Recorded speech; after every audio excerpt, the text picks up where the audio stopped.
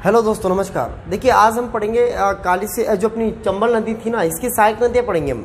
तो सहायक नदियों का ये टॉपिक नंबर है अपना, पार्ट नंबर 2 है चंबल का। तो सहायक नदियों में जैसे आप सभी को पता है, चंबल नदी मऊ से निकलती है, मऊ के जानापाव पहाड़ी से निकलकर, यानी कि मऊ से निकल के जाती मंदसौर, मंदसौर के बाद में आपके चित्तौड़गढ़ में चली जाती, चित्तौड़गढ़ के बाद ये चली जाती सवाई माधोपुर, कोटा जाती, कोटा के बाद सवाई माधोपुर, करौली, धौलपुर, और उसके बाद में श्योपुर, मुरैना, उसके बाद इटावा में जाके यमुना में मिल जाती है।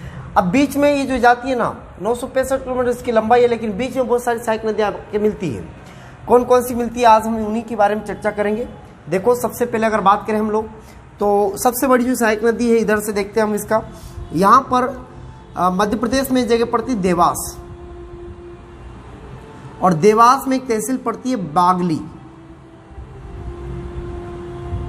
देवास के बागली से ही ये नदी निकलती है, और इस नदी का नाम आप सभी को पता होना चाहिए। ये नदी है काली सिंध नदी। कौन सी है दोस्तों? काली सिंध नदी। काली सिंध नदी किनारे एक जगह पड़ती है, देवास में ही पड़ता है सोनकच्छ। ये सोनकच्छ इसी के किनारे पड़ती है। सोनकच्छ के बाद में ये नदी आगे बढ़ती है।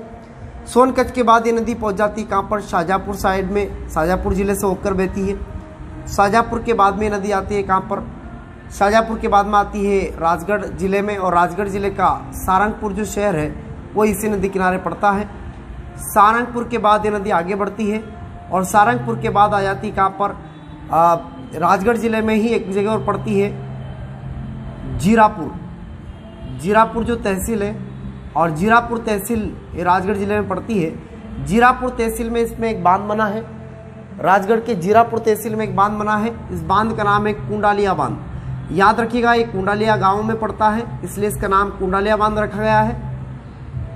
काफ़ी बड़ा बांध है, और अभी थोड़े दिन पहले बना है, 2-1 साल हुए अभी। कुंडालिया बांध, कुंडालिया बांध ये सिंचाई के लिए बांध बनाया गया है। इससे बिजली का उत्पादन तो नहीं होता है, लेकिन सिंचाई के लिए ये बांध बनाया गया है। काफ़ी अधिक मात्रा में ये सिंचाई करेगा। कुंडालिया बांध जैसे बना, ये नदी आगे बढ़ेगी। आगे बढ़ने के बाद ये नदी पहुंच जाएगी कहाँ पर? झालावाड़ क्षेत्र में, और मतलब ये राजस्थान में प्रवेश करेगी ये नदी।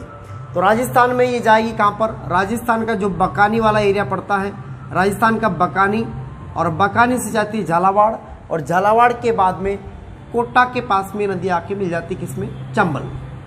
ध्यान देना, ये आपकी कौन सी? काली सिंध नदी है।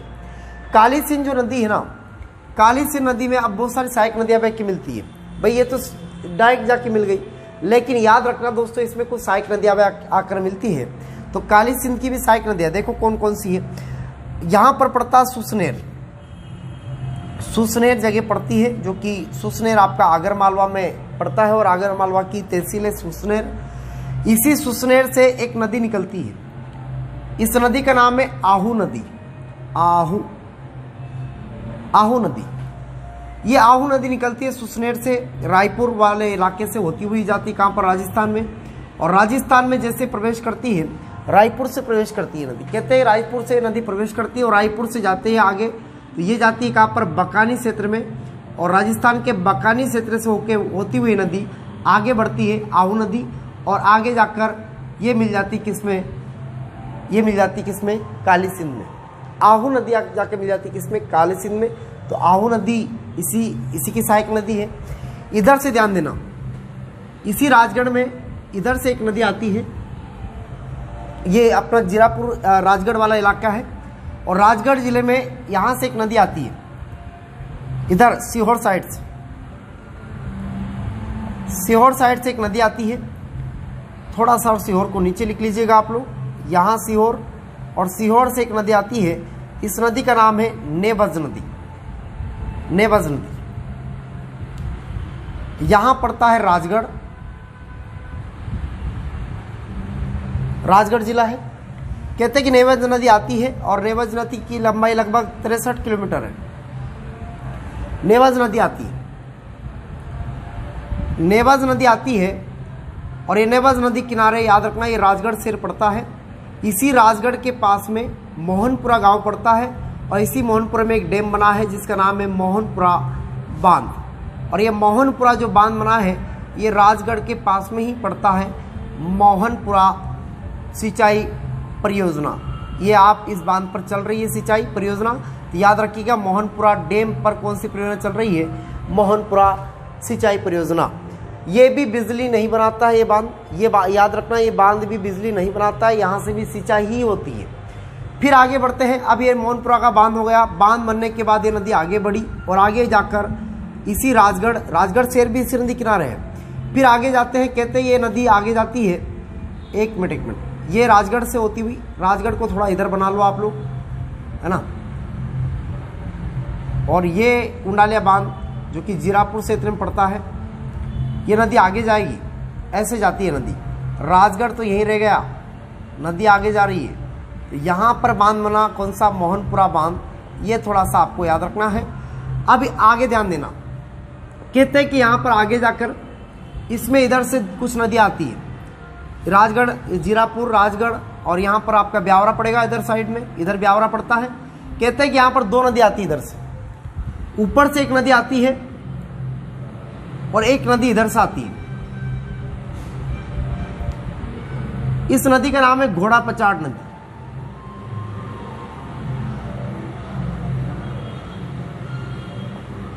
घोड़ा पछाड़ नदी जो कि गुना बिनागंज साइड पड़ती है।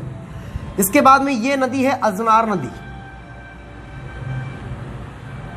अजनार नदी याद रखना दोस्तों, अजनार नदी सीहोर साइड से आती है। कहते हैं कि अजनार नदी जो है ना, कहते हैं कि सीहोर और राजगढ़ की बॉर्डर पे इसका जो है उद्गम होता है। अजनार नदी के किनारे यही राजगढ़ पड़ता है, राजगढ़ के इधर ब्यावरा पड़ता है। तो अजनार नदी किनारे एक शहर पड़ता है ब्यावरा शहर। ब्यावरा शहर वैसे राष्ट्रीय राजमार्गों के चौराहा का निर्माण भी यही होता है।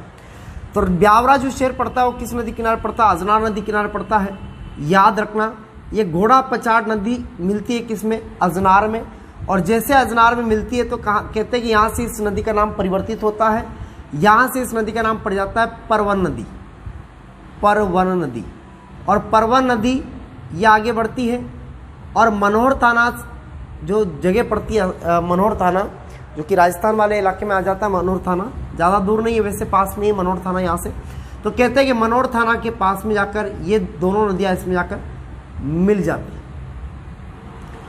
जब ये नदी आगे जाती है और आगे जाकर ये भी कोटक और बारा के पास में जाके मिल जाती है, कहते हैं कि जहाँ पर ये नदियाँ मिलती है ना, वहाँ पर एक दुर्ग का निर्माण होता है। और एक कोटा की बात है, कहते हैं कि यहाँ पर दुर्ग का निर्माण होता है। इस दुर्ग का नाम याद रखना दोस्तों आपको, इस दुर्ग का नाम है गागरोन का दुर्ग। वेरी वेरी मोस्ट है, भयंकर एमपी है, गागरोन का दुर्ग। कहते हैं कि गागरोन के दुर्ग को यूनेस्को में भी शामिल किया गया है। यूनेस्को में शामिल है ये दुर्ग, गागरोन का दुर्ग, है ना, काली सिंध नदी पर पड़ता है और बीच में काली सिंध बांध भी पड़ता है यहाँ पर बारा में। तो ये थोड़ा सा आपको याद रखना है। ये राजगढ़ से संबंधित नदियाँ हैं जो आपको याद रखना है। देखो, काली सिंध नदी देवास के बागले से निकली, सोनकर, शाजापुर, सारंगपुर, जीरापुर और कुंडालिया बांध जीरापुर में बना है। और इधर से सीहोर से इधर एक नदी निकलती, नेवज नदी, इसका नाम नेवज है। और नेवज नदी की लंबाई लगभग 63 किलोमीटर है। मोहनपुरा डैम सिंचाई परियोजना इसी नदी पर है। राजगढ़ शहर इसी किनारे बसा है। ऊपर उधर से घोड़ा पचाड़ नदी और अजनार नदी दोनों आकर मिलती है। मिलने के बाद इसका नाम पड़ता है परवन नदी। और परवन नदी मनोहर थाना क्षेत्र के पास में जाकर मिल जाती है, किसमें, नेवज में। और फिर आगे जाके ये नदी मिल जाती है किसमें, अपनी काली सिंध में। कोटा के पास में जहाँ मिलती वहाँ एक दुर्ग बना है जिसका नाम है गागरोन का दुर्ग।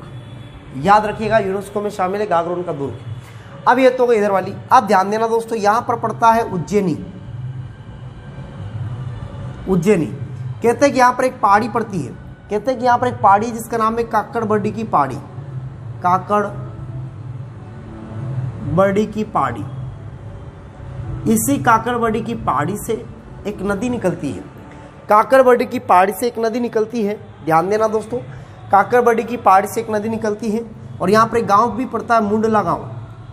काकड़बर्डी के मुंडला गांव के काकड़बर्डी पहाड़ी, यानी कि उज्जैनी के मुंडला गांव के काकड़बर्डी पहाड़ी से एक नदी निकली, कौन सी, सिप्रा नदी।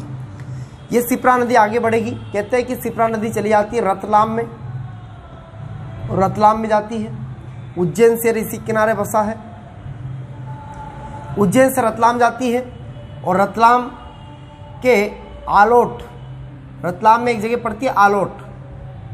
आलोट से होती हुई नदी जाती है और आलोट से जाने के बाद ये नदी शिवपुरा में जाकर मिल जाती किसमें, शिवपारा, और शिवपुरा में जाकर मिल जाती किसमें, चंबल।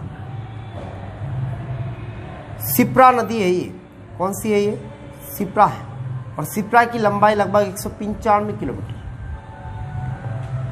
समझ में आया क्या? अरे बोलो हाँ या ना। काली सिंध की लंबाई लगभग 150 के समथिंग आती है। और बताओ, एमपी में, हाँ एमपी में। चलो ठीक है दोस्तों, ये थोड़ा सा आपको याद रखना है। वैसे लंबाई वगैरह का आपको एक और बार पढ़ाऊंगा। एमपी के अंदर में काली सिंध को अलग स्पेशल अलग भी पढ़ेंगे हम। तो थोड़ा सा तो काली सिंध अपने चंबल नदी का पार्ट नंबर 2 था ये, चंबल का पार्ट नंबर 2। ये थोड़ा सा आपको याद रखना है। इसी चंबल की सहायक नदियाँ वगैरह है जो कि अपने इलाके से है, इसलिए हमने पढ़ाया है। थोड़ा सा अपने इलाके की भी जानकारी आपको होना चाहिए। अगर आप बिलोंग कर दे इधर से तो थोड़ा सा आपको याद होना चाहिए। ठीक है दोस्तों, नमस्कार। छोटी छोटी नदियाँ वैसे लेकिन पूछता तो नहीं, लेकिन कभी पूछ ले आपके एग्जाम में, है ना। तो थोड़ा सा आपको देख लेना, बाकी कोई समस्या वाली बात नहीं है। बहुत बहुत धन्यवाद, नमस्कार।